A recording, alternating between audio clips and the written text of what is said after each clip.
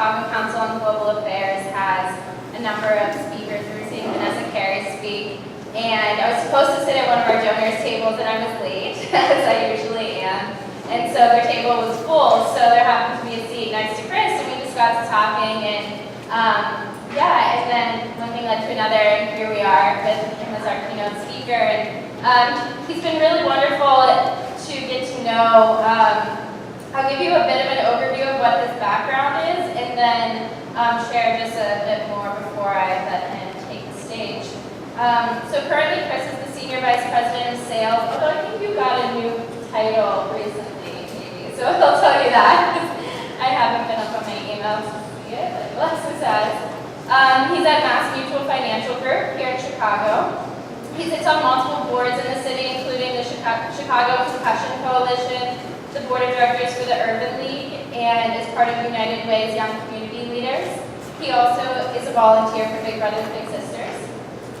Chris began his career as a professional basketball player for the Chicago Bulls, the San Antonio Spurs, and also in France. And in 1999, he started his own financial services practice, and since then has traveled the U.S. working with athletes, key executives, and minorities. He's spent the last 16 years helping individuals reach their most important financial goals. And from my perspective, from a more maybe personal perspective than we get in his bio, I think Chris is the kind of person who tends to tell the truth, ask really good, critical questions, and hold himself to high standards across his work, his health, and his life in general. And for these and more reasons, he's already helped me develop and learn a lot in my role, and I hope that you all are able to learn some from him tonight as well. So with that, please join me in welcoming Chris Gandy.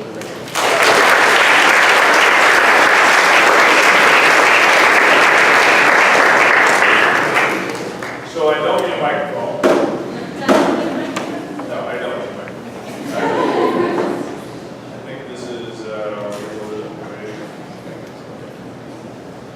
So, hello, my name is Chris Gandy. Yes, I probably am the tallest person in the room. I do believe that.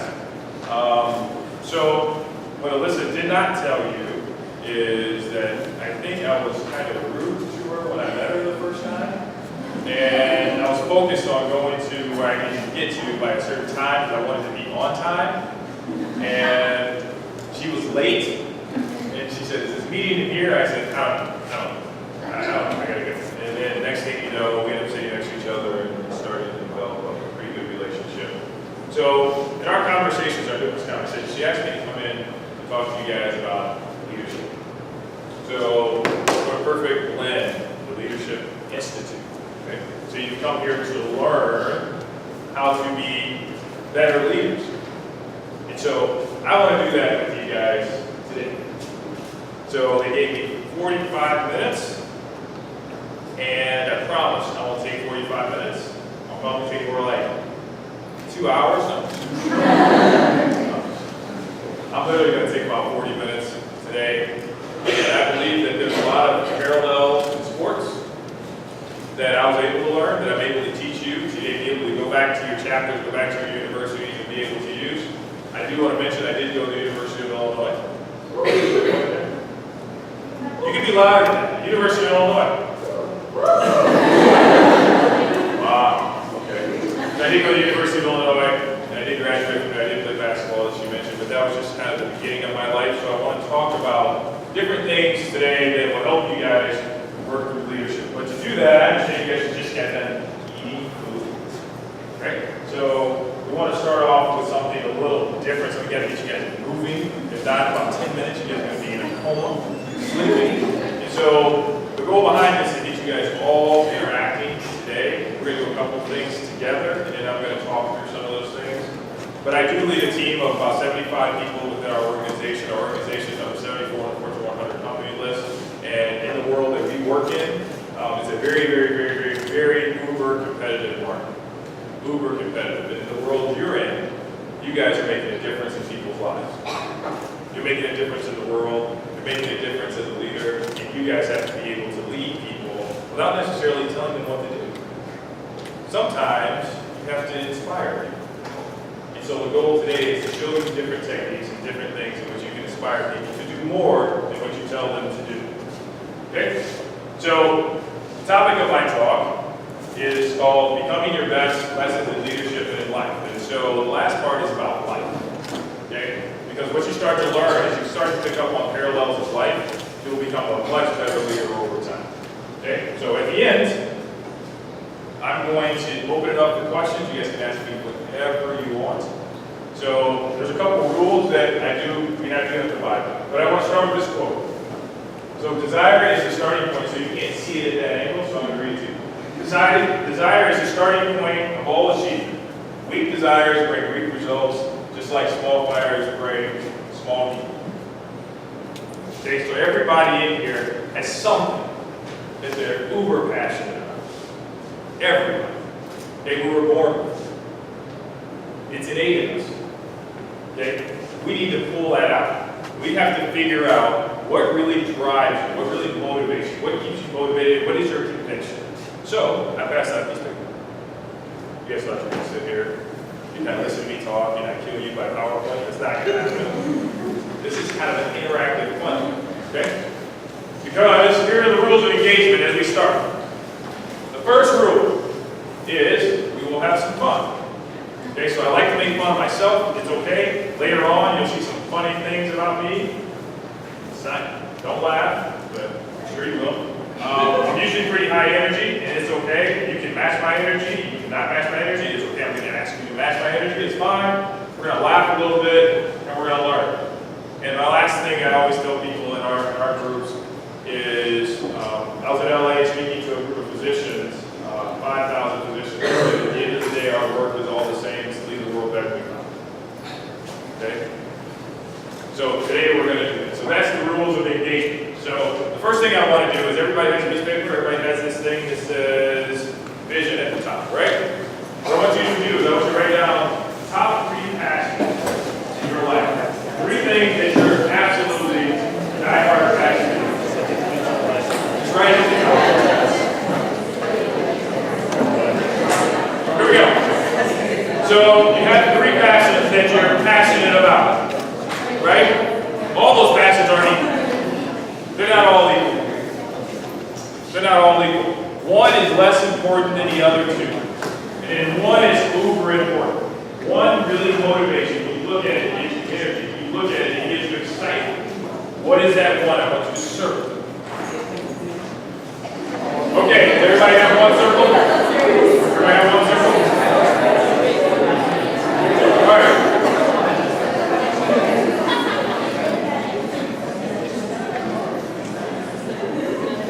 All right.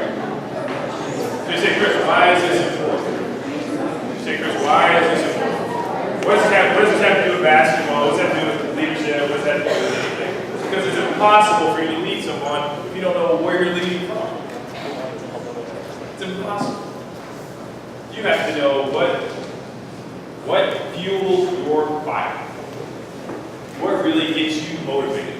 Whatever that is. So I'm going to ask a couple of people what their fire is, what their passion is. So randomly, I'm going to choose you. Would you stand up, say your name, and tell us the one that you serve? Oh, yeah. And you have to talk louder than me. Oh, okay. I'm Sierra, and I said learning. Learning. It's a good one.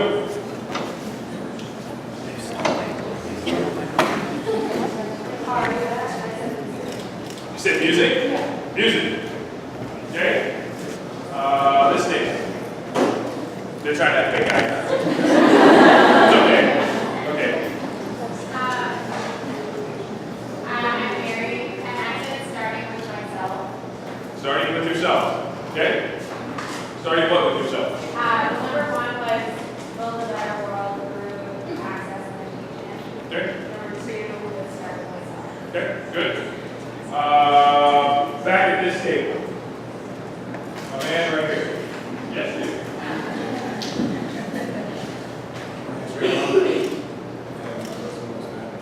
Family. Okay? I bet a lot of people have family. Let's see. Over here. So, okay, here we go. Charlotte. Health. Okay? So everybody has something different. Right? It doesn't make theirs right or wrong. It simply means when we wake up in the morning, we have to figure out why do we do what we do? How do we motivate people? How do we get people excited? How do we lead from the top? How do we get better than we were last year? Okay, is there anybody here not interested in being better than they were last year? That's the reason why you come to an institute like this. Because you want to get better, you want to learn something, right? You want to have a little bit of fun because you are in Chicago. Right? But you want to do it responsibly, I heard that. I heard that over here. Do it responsibly. Right? So, the first thing I want to talk about, in leadership. So, I am a senior leader at our company. I'm actually a senior leader nationally. I fly around the country and speak nationally to groups like this and to other advisors within the company. And I want to talk through some of these things, right? So, the leadership mindset. First and foremost, to be a leader is not an easy thing, right? You like to be liked, you got to be respected. Sometimes you got to tell people things that they don't want to do. Sometimes it's not the most cool thing to do. Sometimes it's hard work and extra work, right? But this is what you've been chosen to do. Whether you believe it or not, you didn't really choose this, it chose you. Okay? So if you're going to do it, why don't you do it the best you possibly can? Okay? So first and foremost, we need to change the way you think. Right? We need to change a little bit about the way you think. The first thing is, we exist here to challenge the status quo. So I read the whole GlobeMed, where we've come from and where we are. It is absolutely right dead on. The work that you guys do is challenging the status quo every single day. Every hour of the day, every institution that's out there, all the opportunities, because you can just stay home and play video games and on Twitter and do whatever and not really worry about what's going on in the world. Okay? But you've decided to make the world a better place, and this is a great opportunity for you to do that. So to do that, the first thing we have to do is we have to challenge the status quo. We have to believe that that is our calling. Second thing we have to do is success and convenience are two different things. If you look up the definition of success, the word convenience is not in the dictionary. Not in that definition at all. But we confuse the two. Because most people say, I want to be successful, but then when it gets really hard, then they give up and start doing something else. They're like, no, we won't do that. Right? If any of you in your chapters say we're going to do an initiative and then no one else jumps on board and you say, maybe we'll go a different direction. Has that ever happened? Or has it only happened to me? You ever brought up an idea and people are like, I don't know what you're talking about, right? We're going to do this, and it's like, where'd everybody go? Like, everybody left the room. That's never happened? Of course it happens. It happens. It's okay. So, part of this is success itself is fairly inconvenient.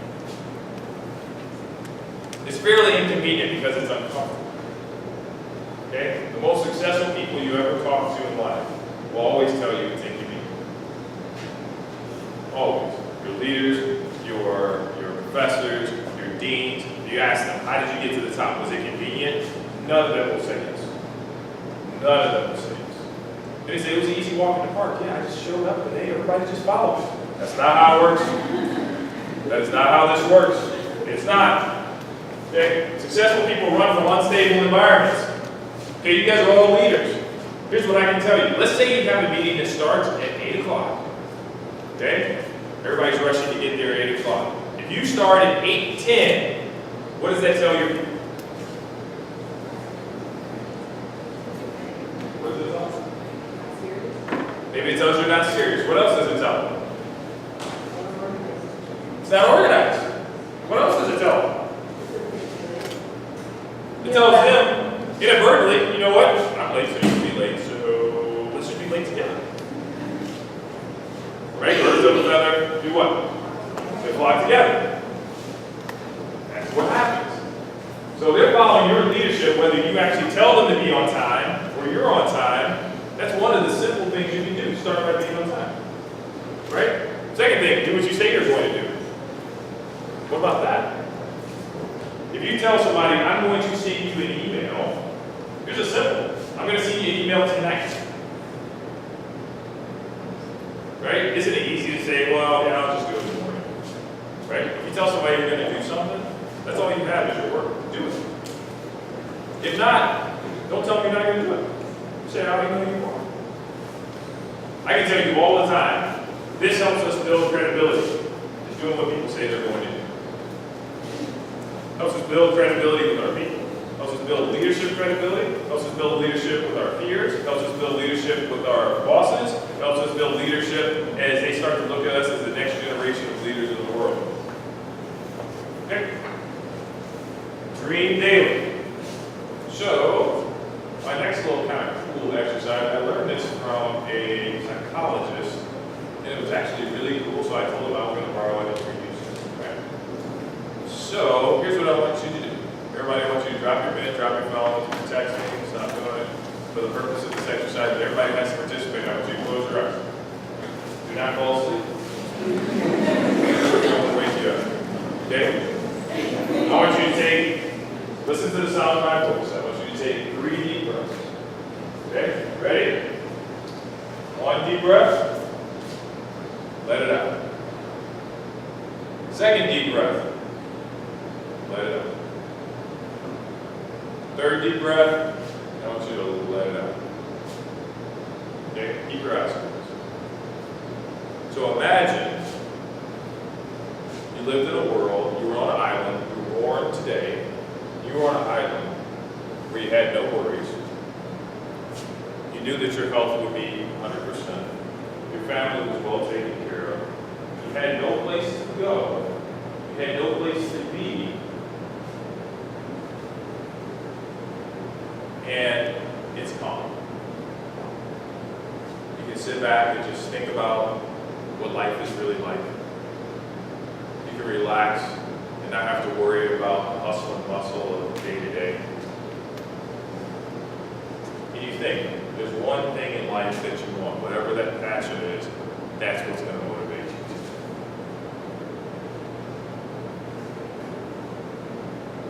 You sit back and you just enjoy the feeling.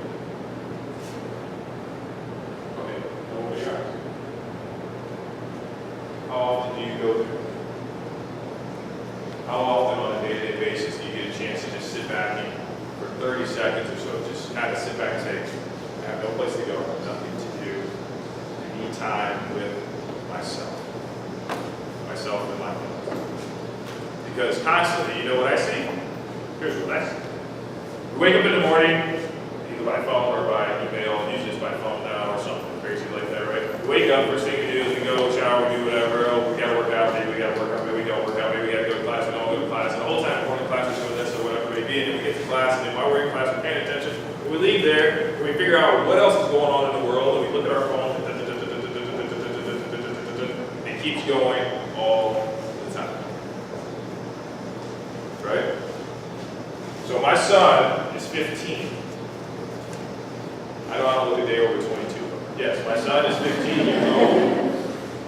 Here's what I can tell you. He knows more about other people's lives than what's going on in his. He literally is just like, all day long. He leaves something, he's like, all day long. Here's what I can tell you. As a leader, you have to stop and you have to think about yourself. You have to think about what's going to make me a better leader. Am I connected with my passion today?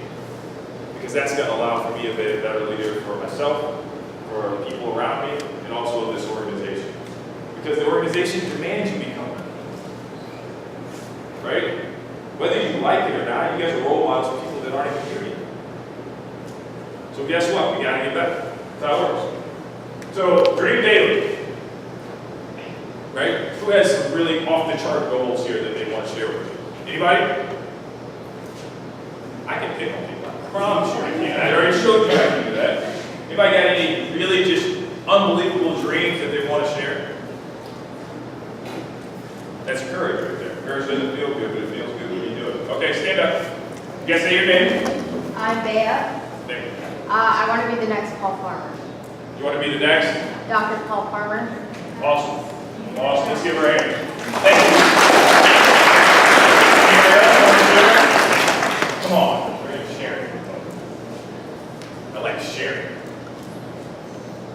We can't just have one. We have at least three. We're going to make them three. Three strikes. You know, you're out. Okay. Stand up. My name is Kaya, and I want to change the food system in Atlanta. Awesome. Let's give her a hand.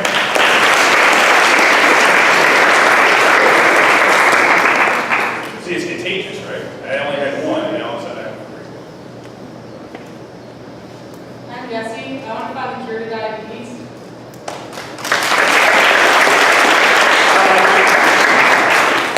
I like it. I'm Juliana. I want to improve the literacy rate and lower the child poverty rate in society. Thank you. So I go to this Dream Daily.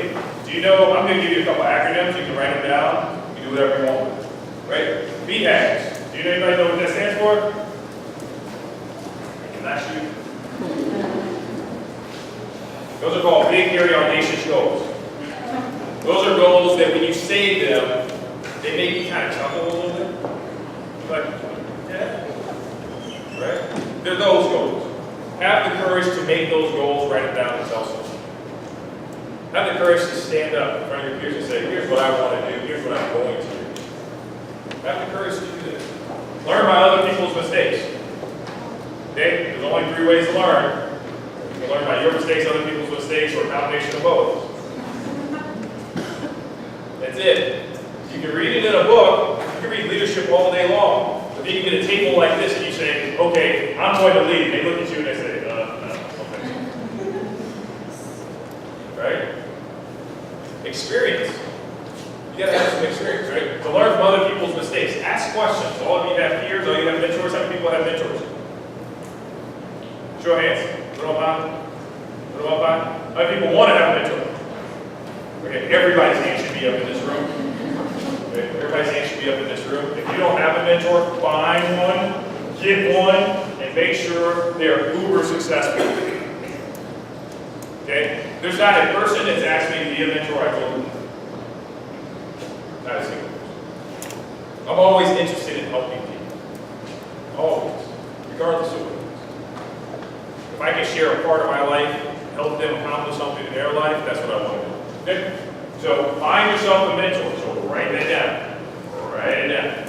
When you walk away today, you should walk away with a couple things. Bam, Chris talked about this. Chris talked about dreaming daily. Whatever it may be, right? So I'm going to demand that you have something that you walk away with. Now learn from my mistakes growing up. Here's what I can tell you about growing up. I made every mistake there possibly was. Okay? I made every mistake there possibly was. Okay? I'll give you a story. So, I was a kid. I told you I reflect on my life because that's all I know. Right?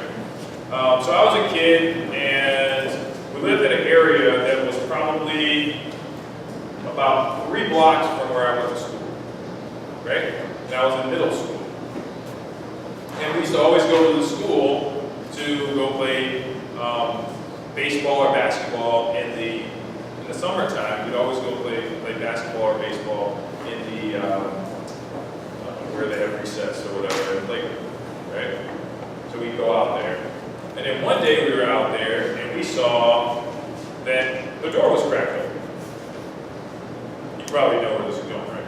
So the door was cracked open of the school, right? And knowing me and a couple of my other friends, we said, you know what? Let's go in there and get some balls and we can play here. That's a great idea. That's a bad idea. It's bad on top of bad, right? So we went in. We got like 20 balls. That's all we were doing for the ball. And we decided that we were going to take some of these balls home. We're going to take them home. That's a great decision, right? We're going to take them home. And so I ended up with like 7. My buddy ended up with like 10. And we were like, yes, right? We have all these balls. We're kids. Well, This happened this week. So 2 days later, I get pulled from class. Mind you, I never really got in trouble in school other than this situation. I got pulled from class. And they brought me down to the office like an interrogation. And they said, tell me where the balls are. I'm like, I don't know what you're talking about. They said, we've already called your mom, she's on her way here. Oh. No. I'm in trouble times trouble. Okay?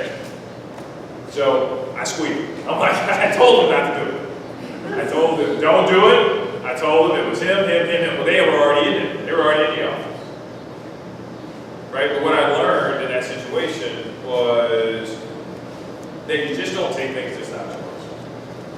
From that day forward, I never took anything. Even if I saw it sitting there and somebody had left it, I'd say, this is somebody else's, maybe they're coming back. But I always remember when my mom walked in the door, she said, son, I'm disappointed, but that's the decision. There's nothing more heartbreaking than that, right? And then she's like, you're in trouble, right? But when she told me she was disappointed in me, the last thing we want to do is disappoint our parents. It's the last thing we really want. Right? So I'll share with you my stories as we go along because I think they're important. So that means we got to change a little bit though. Remember I said we got to change the way we think. We got to be willing to share. We got to lead. Right? Nobody gets into a leadership position expecting to fail. No one sets goals expecting to fail, right? But you have to realize that everybody goes through some sort of cycle. Everything in your life.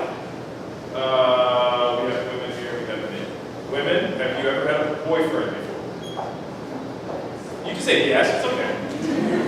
Okay. Guys, have you ever had a girlfriend? Okay, so you can relate to this. Okay? Here it is. So, the first phase is something called uninformed optimism. Do you know what this is like? When you first meet someone, you're like, oh, it's so wonderful, right? You walk around change lives, right?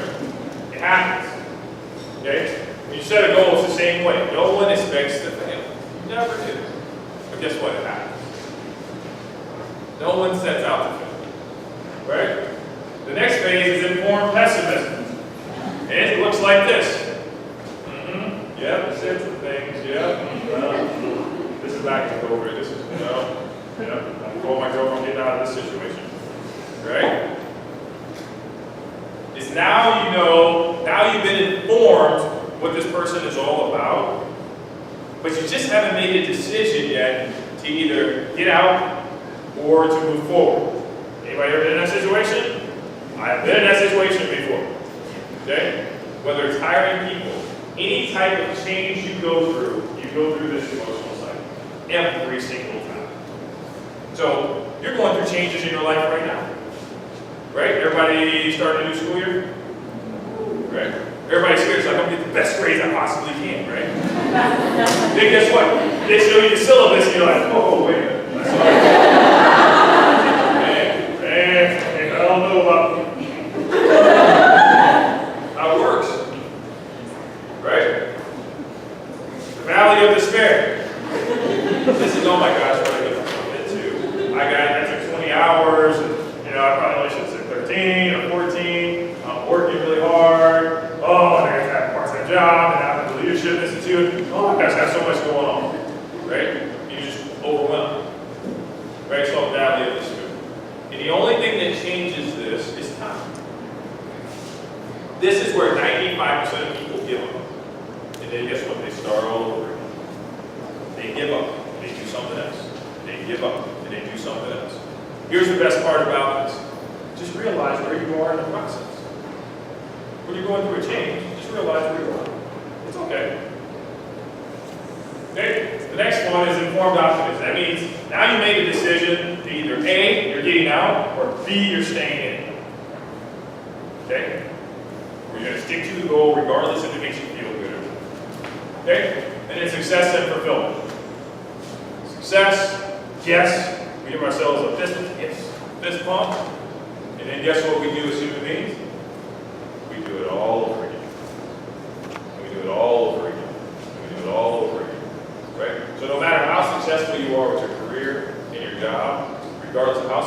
you are with GlobeMed. Let's say you have a successful career doing this. Guess what you want to do? You now want to do the next one. Guess what you want? Then you want to do the next one. Then you want to do the next one. Why? Because you're ambitious. This is the problem ambitious people have. Right? Because they're constantly going through this ebbs and flows of emotions. It's okay. So if you notice that if you're at some point in this in your relationship and you don't know where you are, you need to make a decision, make it. Right? Good, bad, or indifferent. Right? Make a decision. Yes, moving forward. No, I'm not. Get out of there or stay. Okay? That's the deal. But stay with your goals. Okay? Great visions always precede great accomplishments. You can do nothing. So when you close your eyes, you kind of saw a vision. Your mind saw a vision of something. As I was describing, sit on the beach, water, calming, you'd be like, oh, yes, this is perfect. Right? You saw something. Right? Everything that's great starts with a vision. So, we have something here called the visions, right? Everything starts with a vision. So, we said we're going to go to imagine this. Imagine how crazy it sounds the first time you say, she said she's going to do diabetes. Did you hear that? Did you hear what she said? Okay? The first time they say we're going to another planet, do you think people sat around and are like, that guy is crazy? We're going to do what? We're going to leave the planet and go to another planet? Yeah, right. How are we going to get there? Right? We're going to go to another planet. We're going to explore the solar system with human beings. Somebody had to push the envelope. Whatever that looks like, somebody had to be the first one to say, I was going to do it. Why aren't you the first one? Everything in creative life starts with a vision. Okay, someone had to say, I'm going to build the tallest building in the world. And he did. Okay? I want to build a building 3 times the size of the largest building you want. Okay? Does anybody know, other than Alyssa, because I just had a conversation with her about this, does anybody know what this is? What is this? What is it? It's a man-made island where? She said she didn't see it. She was just there. Okay, it's a man-made island in Dubai. There's 2 of them.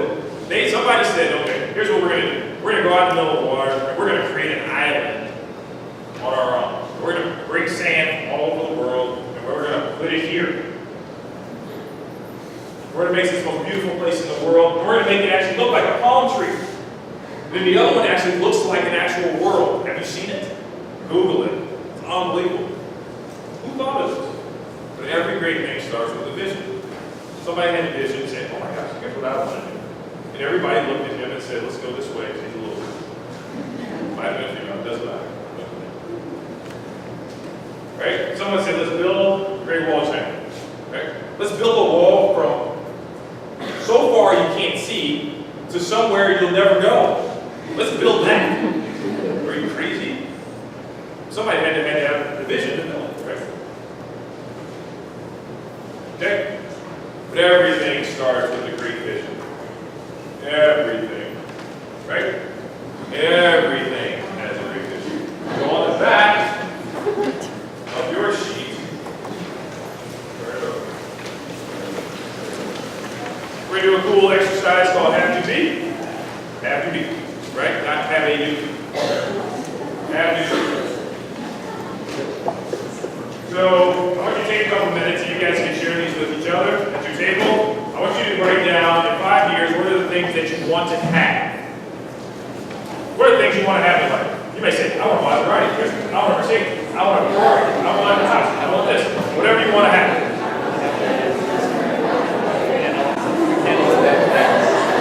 Okay, wait, hold on, wait. We're going to do it all one time, okay? And then, is it 5 years? 3 years, sorry. What are the things you want in 3 years? And then what are the things you want to do? So you may say, Chris, I want to go to Dubai. I want to do ABC, I want to lead a class. Whatever it may be. And then the things last but not least is the things you want to become in the next 3 years. Ready? We're going to share with people at our table. Ready? Get it. So, all right, here we go. So here's what I want you to do.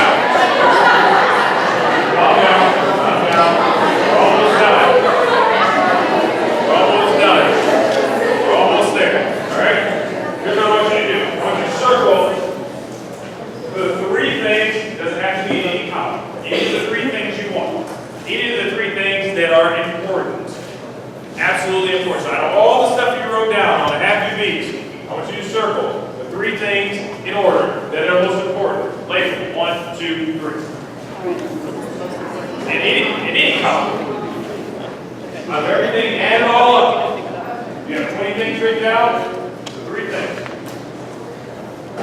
The reason why I want to use microphone is because we're going to share, because sharing is hearing. And your attitude development, your attitude makes your altitude. Right? Your attitude determines your altitude. So how you're going to fly is based on your attitude. So I want a couple people to share their most important thing they wrote down. Okay? We live in a world where we're not going to judge people. We just want to hear what they have to say. Okay? I'm Patrick, and I put for the most important, I want to be trained to become a physician investigator. Awesome. Let's give a hand.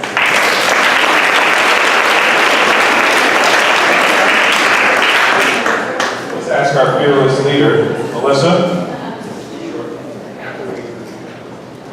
My most important one was to keep loving. Which is under what? Keep loving was another two. Let's give her a hand.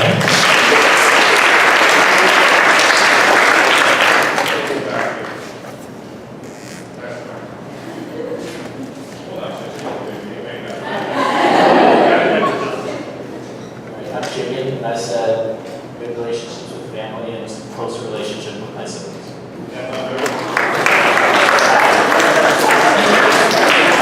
He's such a nice guy. Let's give her a hand.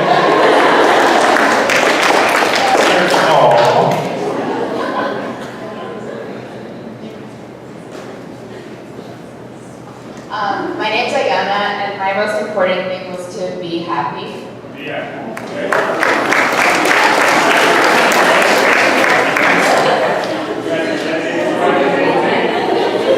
Like hot potato. Coming at the same place. I'm Madison, and I said I want to have a personal library.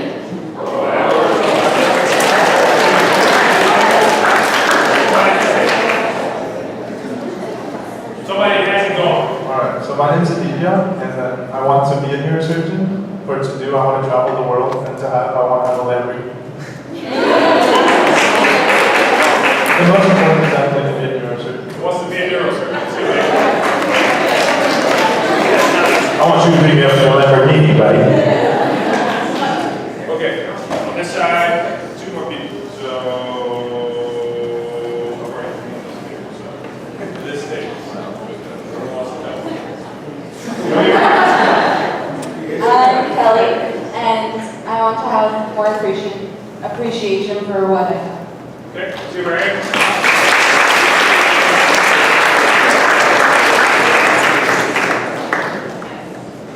Get some interesting. So, have you gone yet? Who are you? Okay, well, my top one was what makes me happy, one of the first ones was suffering. But I should be content with where I'm at. Be content where you're at. Okay.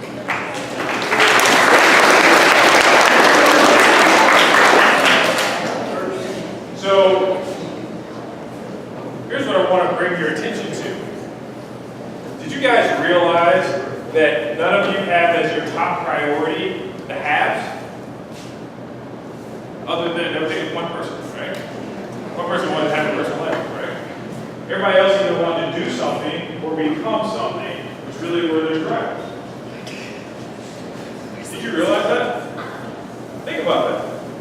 But how many times do we sit around and we chase the things that we want to have versus the things that we really want to become?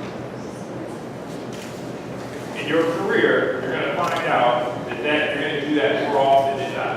This is a great way to kind of level set. At the bottom of that page is to kind of clear up that vision for you.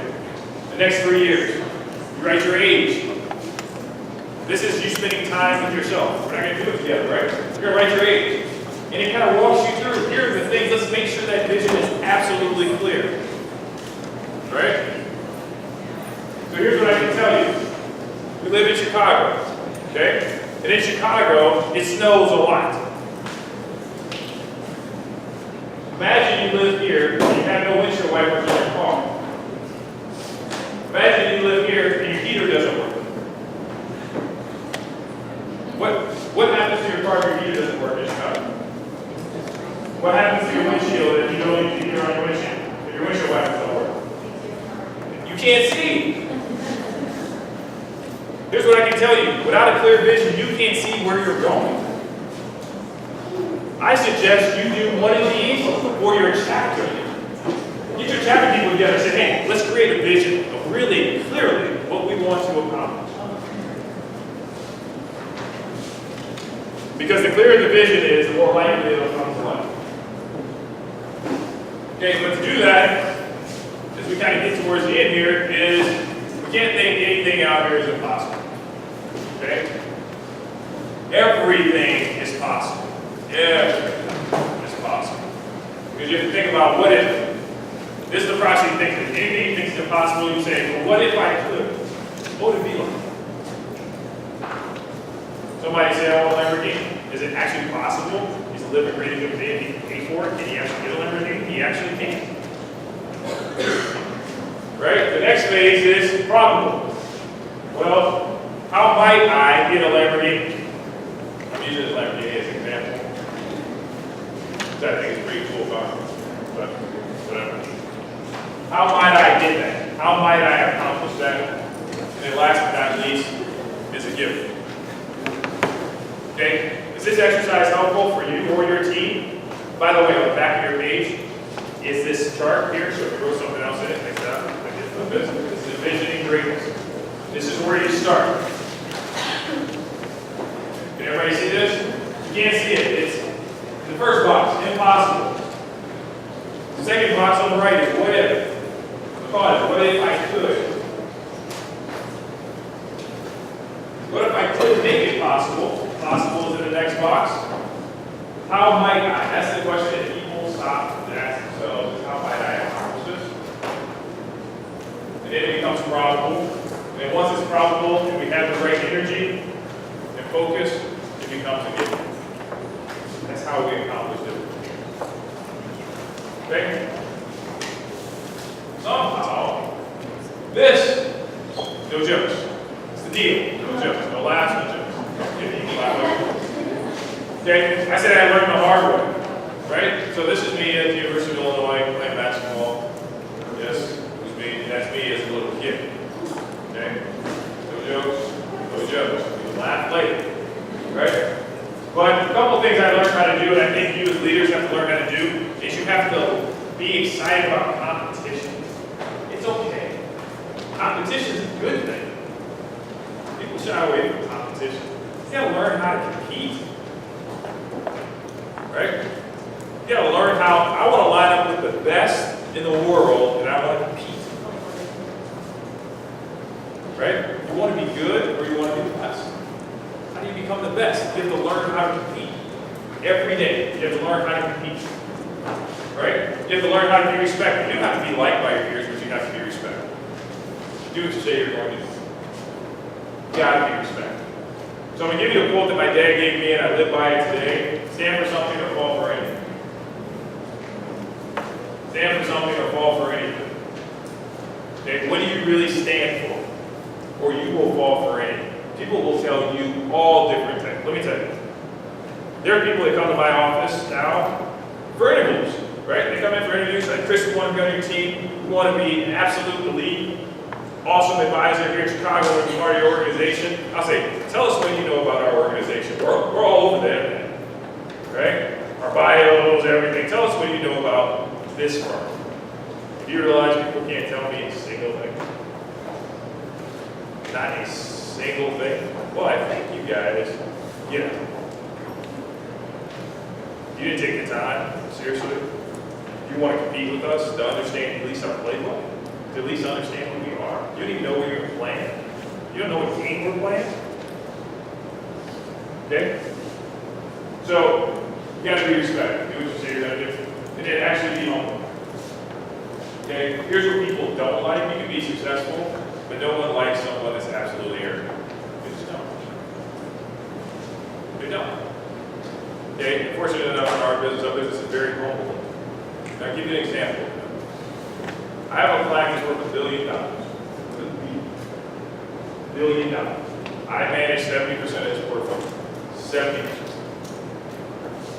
Okay? And so, every now and again, I look at it, I want to do loves, I'm like, yeah. feel good, right? There's nothing wrong with that, right?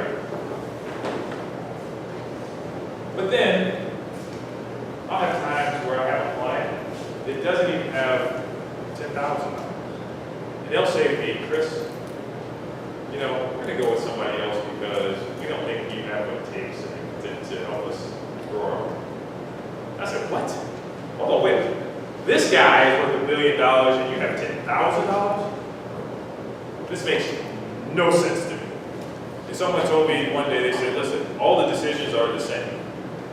It's just the yeses are different, but all the no's are exactly the same. They're exactly the same. A no is a no is a no is a no is a no is a no. But the yeses are completely different. Okay? So you have to take a step back and humble yourself at times because you can't be the most successful person in the room. You have to aspire to be around other successful people. Right? So that's important. I bring up when I was a little kid because when I was a little kid, I told you I was crazy, right? I was kicked out of preschool because somebody wouldn't give me their donut, and I decided that I was going to cut their hair. A little girl, I was going to cut her hair with scissors. I was bad. I was going to cut her hair with scissors because she wasn't going to give me her donut. They called my mom. And she came up to the middle school. They kicked me out of preschool. They kicked me out of preschool. Literally. That kid, right? Kicked me out of preschool. Right? One more time. So, if you know anything about sports, or if you don't know anything about sports, it doesn't really matter. You have to be eligible to play sports. Okay? And eligibility comes out every Friday. But the quarter changes, and when the quarter changes, you only have that week of work. Right? So again, I was a superstar on the basketball team. Walking through the halls. And walked through the halls. And guess what? They posted the grades. And I had a D and a B. Well, these at our school did not get you the opportunity to play.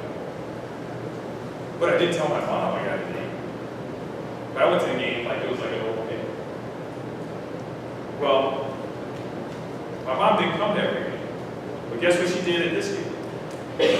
She was in the first row. And she showed up. She's like, hey, what? This one. What's going on?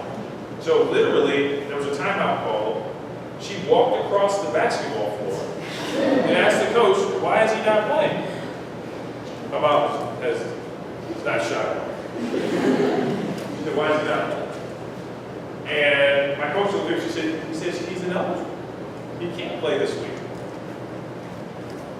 Well, I can tell you that going home that night wasn't a good thing, right? But I can tell you that at that point I did make a decision that there's never going to be a time, never another time, in which I wasn't eligible. I didn't put in the effort during a short period of time. So, yes, that was me doing all those bad things. I did them all, right? So, but it still did dictate where we were in our success. Okay? But what's the major difference? The difference between you and me and everybody else that places around your table is your ability to execute. Your ability to execute is the most important thing. You gotta have a clear vision. You gotta have focus. You gotta have passion. You have to be able to execute. You have to be able to execute on a plan, a strategy, as if we're going to a war. As if we're playing a game. Okay? So here's the last thing. We'll wrap up. Organizational leaderships. Team. Here's the definition of team. Together each can accomplish more. Together each can accomplish more.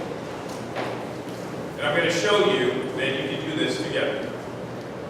Okay? First thing you got to do is you got to educate and teach yourself. You got to empower other people, elevate people, and transcend their current circumstances. You have to inspire people on what to do. Stop telling people what to do. People are going to work harder for their own reasons than they are for yours. Believe it or not. People have their own reasons, their own motivation. Execution to be optimal is the best, to be the best. Expected results predicting a likely outcome. So, there's one more sheet that we're going to pass on. Okay, so here's How many do we have? Okay, good. Everybody has to pair up with another person. This is going to be a competition, by the way. We're going to compete a little bit. Fun competition. Everybody has to pair up with somebody. So find somebody you like. Pair up.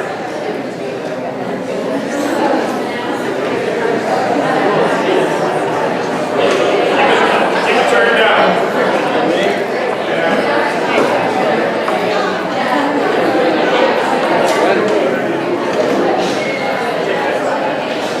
Can you,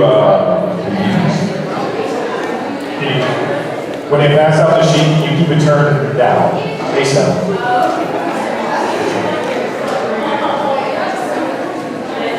This is a competition.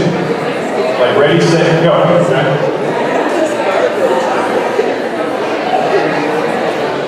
We're actually going to pair up in threes. So pair up in threes, sorry. We're going to pair up in threes. 3 people. 3 per sheet. 3 per sheet. 3 people per sheet. 3 people per sheet. Sorry.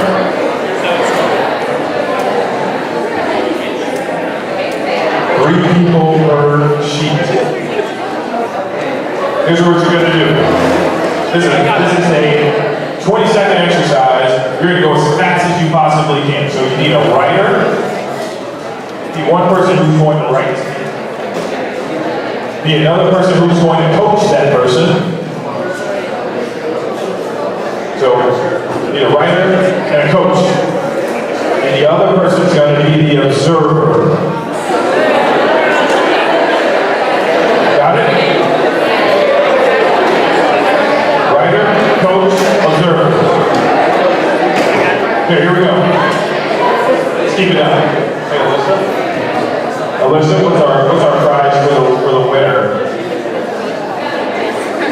We got some jelly beans, right? Jelly beans. Or we have what else? Yes. We have a diary / what's that called? It's not really an old one, it's like a day-to-day pad. I call it a thought pad. To write down your most important thoughts and keep it with you. I love that thing. Keep it with me. All right, here we go. Ready? I'm gonna give you the instructions. Hold on. I gotta have silence for a second, okay? Here are the rules. We got a coach, an observer, and a writer, okay? Everybody have that? This is a competition. The best wins. Okay? Be a winner. Okay? Here we go. Here's what I want you to do. I want you to circle in numeric order the numbers 1, 2, 3, 4, 5, 6, 7. In numeric order, as high as you possibly can go, and you have 20 seconds. That's it. Okay? Wait. When I say go, you're gonna go. The observer, here's the deal. The observer can't say anything. You observe. The observer does not talk. Only the coach. Only the coach. That's it. Ready? Set. Go.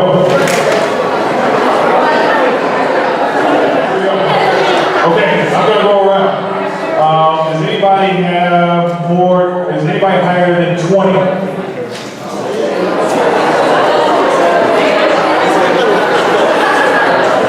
Is anybody higher than 30? No one's higher than 30? You guys are higher than 20? What was your number? 27.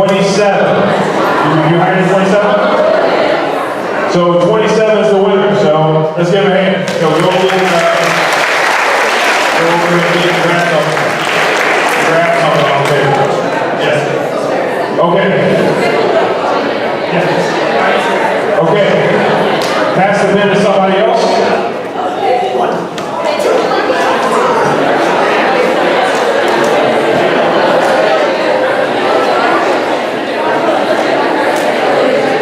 Okay.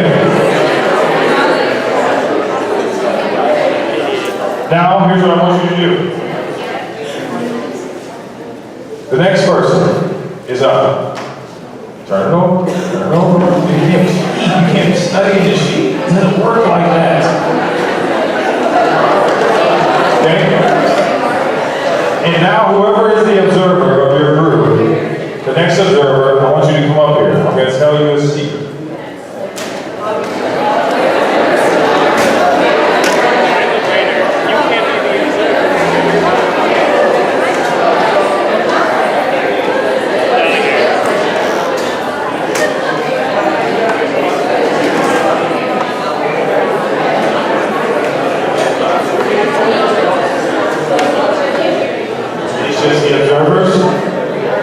The observers cannot talk when they go back to their table. Got it?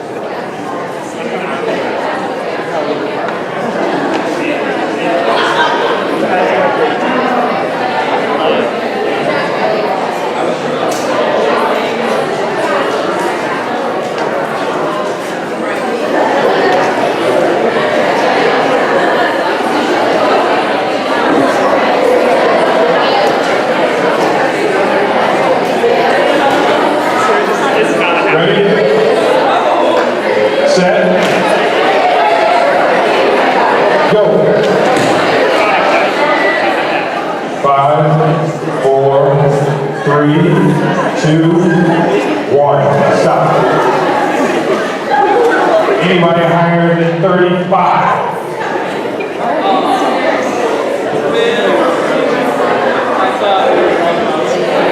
Anybody higher than 35?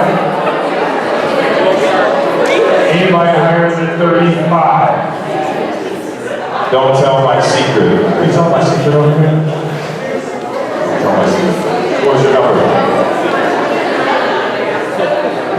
29. Anybody be 29? What's your number? What's your number? 35? What's your number? 31? 35 is the highest. Going once? Going twice? 35 too? We have two 35s. 35s are the winner. So I think we have more jelly beans. Get your jelly beans over here, or you can get them when we're done. So here's the deal. I'm going to give you 30 more seconds, and now the observer can tell the secret to the puzzle. Ready? Set? Go.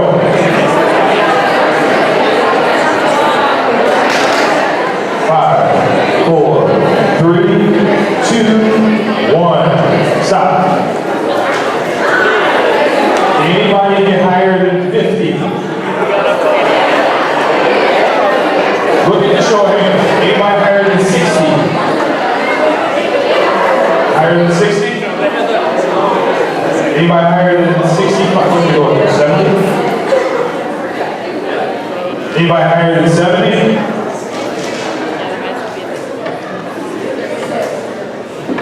So what is the secret? What's the secret? What's the secret? It's in quadrants. If you draw a line, if you draw a line between the 80 and the 85 straight across, draw a line between 66 and 49 straight down, it's in quadrants, like this. 1, 2, 3, 4, 5, 6, 7, 8, 9. They're all in quadrants. So you say, Chris, why did you give us this sheet and why did you have us compete? Why compete? It's fun. I like compete, right? But two is, sometimes your direct response may not be the right answer. Your direct response was this, he said compete, so let's go make it happen, right?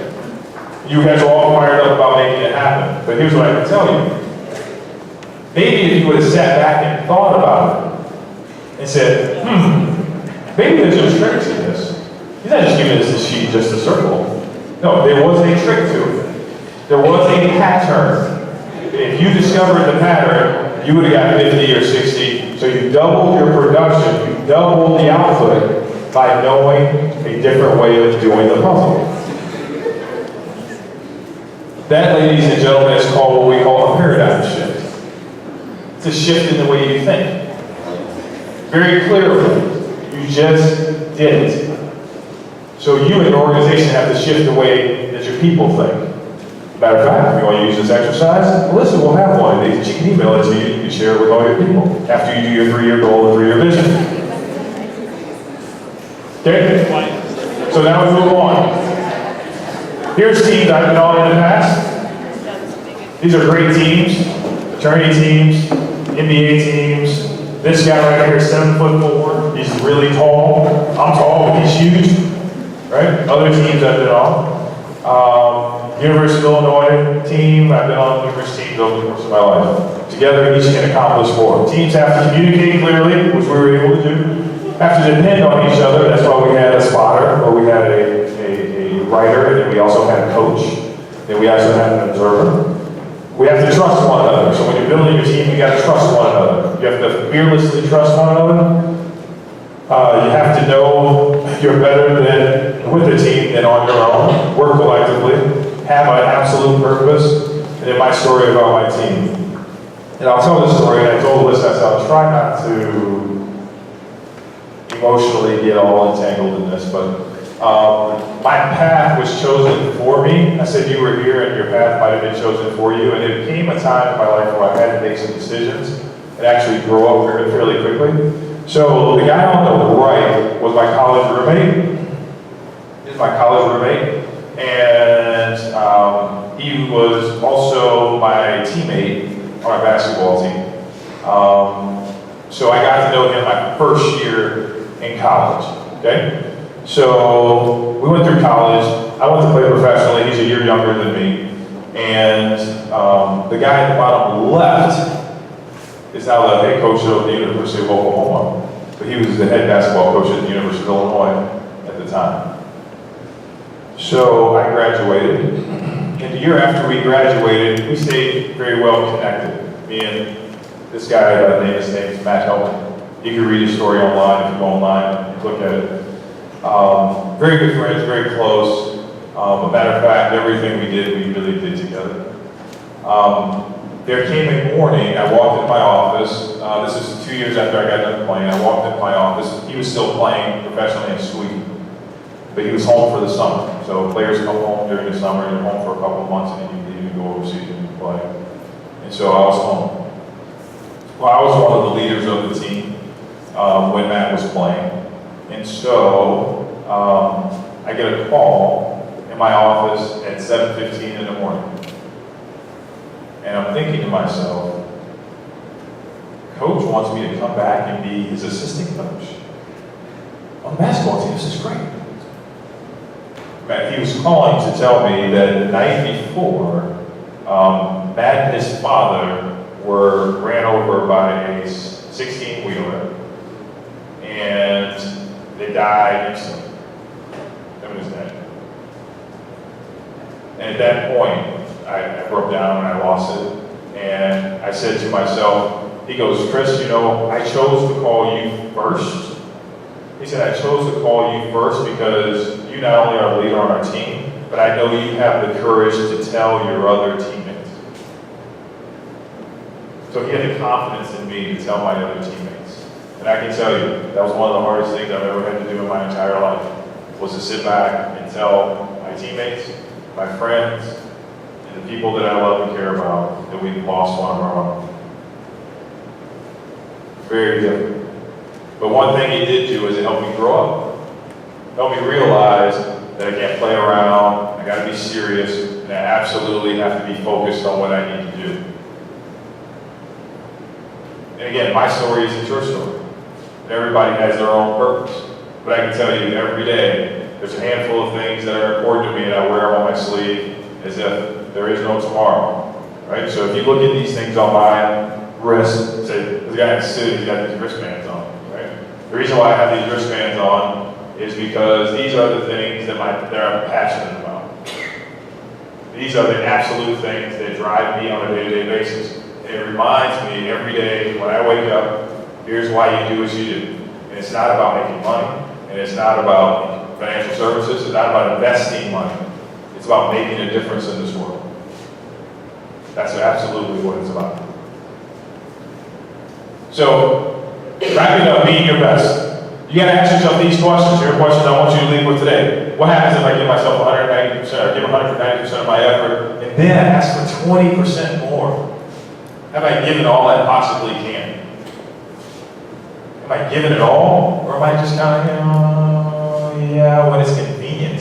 Right? We already found out convenience, success, are in the same definition. Can I give more? Right? The fear of failure.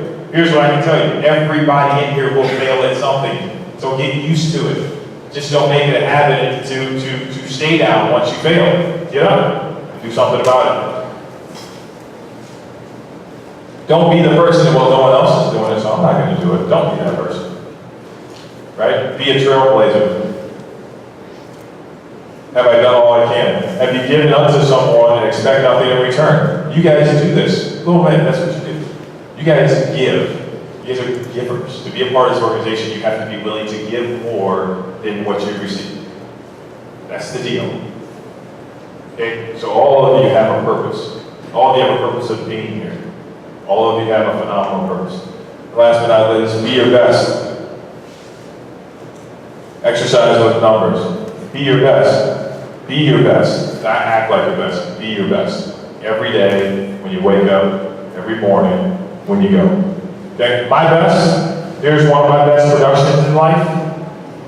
That's my little boy. He's not little anymore. He's like 6'1" or something ridiculous. Okay? That's him. His name's Jordan. Similar to Michael Jordan. Okay? His name is Jordan. He's 15 years old. He'll be 16 next month. And he's my pride and joy. Okay? He is one of the purposes why I get up every morning and go to work, and I continue to be here and share with you my story. Okay? What's your best? Last, and I wrap up here, is good grade. So when you go home tonight, don't go home and say, hey, yeah, let's go out to Chicago, let's go do something. No, don't do that. You got to get ready for tomorrow and be prepared because they got some great speakers for you tomorrow. I saw the lineup. Okay? But you got to think about this. Your organization, I want you to draw a line on the back of your page, the one that has nothing on the back. Draw a line on the back of the page. I want you to write down good, and I want you to write down great. Put a line right down the middle. Good and great. If you haven't read the book, Good to Great, download it on your iPhone, iPad, tablet, whatever. Okay? Here's what I want you to write down. Think about this. What are the things you absolutely are good at? What are the things you absolutely are good at? Are you good at influencing people? Are you good at talking to people? Are you good at whatever you're good at? Are you good at playing basketball? I don't know. Maybe. Are you good at it? What are you good at? Alyssa, I suggest you do this with GlobeMed. What are the things we absolutely are good at? And then you draw those things across the line and you say, what would it take for us to become great at those things? What would it take for us to become great? What would it take for me to become great at these things? You're going to have to get some education. You're going to have to learn. You're going to have to inspire. You're going to have to do a lot of different things to become great. Okay? Again, we're not going to do it here. We're going to wrap up. We can talk all night, but we're not going to, because Alyssa is like, we're done. Okay? So good to great. Last but not least, goals versus promises. How many people here make goals? Of course, we all do. How many here make promises? Old guy a lot older. Didn't want to do it until. Well, here's what I can tell you. Promises are something that if you make, traditionally you keep. You make way less promises than you do goals. My suggestion is you start making promises to yourself, you start making promises to other people around you. Because you're not going to break your promise. If you say to somebody, I promise you I'll do something, guess what you'll do? You'll go out of your way to do it. But if you say I have a goal to do it, well, goals coming up. Okay, so start by having some promises in your goals that you promise you're going to do something. What are you going to give up? Guess what? You can't do the same thing over and over and over and over again and expect the same results. You got to give up something. Whether it's your time, energy, money, whatever. Feed your mind. Simply, you got to start reading. How many of you read books on leadership? Hello? How many people read on leadership? Remember, I told you, learn from other people's experiences. Read this stuff. This is good stuff, right? Read about how to become an effective leader. There's a book in my office called The Top Traits of the 20 top CEOs in the country, the top 20 traits. They all have the same traits. What are they? If I want to be one of those guys that have to aspire, I need to pick up those traits. Okay? Here's a quote that I use on a regular basis. Aspire to inspire somebody. Wake up in the morning, have the aspiration that I want to inspire somebody today.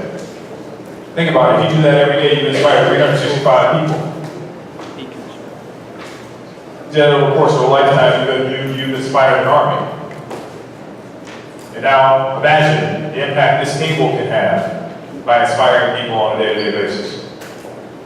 You guys can fill a football field, probably, I'm sure. Okay, change the impossible. Inspirations are contagious and impossible to impossible. What are the things you're good at? What are the things you're great at? Good reads, here they are. Think like a CEO, good to great, never read alone. Passion for compassion. Power of attitude, think and grow rich. Awaken the giant from within, the purpose-driven life. I've read all these. These are phenomenal reads. I'm only giving them to you because they're gifts and they're treasures and I love them. Take a picture. You guys all have smartphones. Take a picture, go home, research them, read a couple. I'll leave these up here. The Art of Exceptional Living. And in closing, here's a quote I'm going to leave you guys with. The quote is simply this: all men dream, but not equally. Those who dream by night, in the dusty recesses of their mind, wake up in the day to find it with vanity. But the dreamers of the day are the dangerous men, for they may act their dreams out with open eyes to make it possible. 7 pillars of wisdom. That's a very powerful statement. Some people think about making things happen and other people make it happen. So it's such a pleasure being here and being able to kick this thing off. You guys have phenomenal energy and I look forward to seeing what you guys do in 2016 and 2017.